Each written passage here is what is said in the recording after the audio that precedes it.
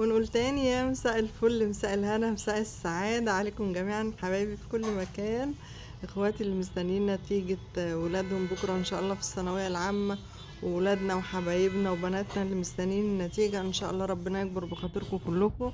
جبر كبير تحققوا فيه كل ما تتمنوا يا رب، وكل واحد ان شاء الله يدخل الكلية اللي نفسه فيها. هانت كلها ساعات وتبدأوا مرحلة جديدة وانتوا فرحانين. كنا زيكم السنة اللي فاتت والحمد لله ربنا جبر بخاطرنا ودخلنا الطب، وان شاء الله كل واحد بنت وولد يحققوا كل اللي يتمنوه. عايزة اقول لكم ان النتيجة مش بتبقى نهاية الكون يعني. فاي كلية اي معهد اي حاجة هتحط رجلك فيها هتكبر منها وهتوصل لمكانة عظيمة، لو انت ناوي او انت ناوية ان انت تكوني في حاجة كبيرة.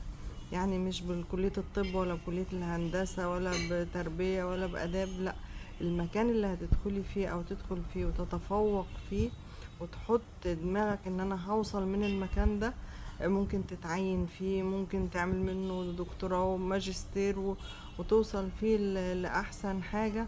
ممكن حد يدخل طب وما يجتهدش يبقى دكتور عادي، ممكن حد يدخل هندسة ويبقى مهندس عادي، ممكن حد يدخل تربية ويبقى أستاذ عظيم أو أستاذة عظيمة. ممكن في كل مجال، في كل مجال ممكن تحققوا منه حاجات كبيرة جدا.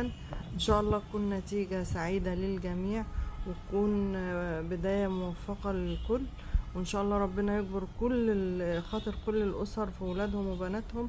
كنا زيكم السنة اللي فاتت والسنة دي قاعدين بندعي لكم، لأن احنا تعبنا وجربنا يعني ايه التعب، يعني ان الواحد يبقى قلقان على ولاده. فربنا يكبر بخاطركم جميعا وتفرحوا بولادكم وولادكم يحققوا كل ما يتمنوا.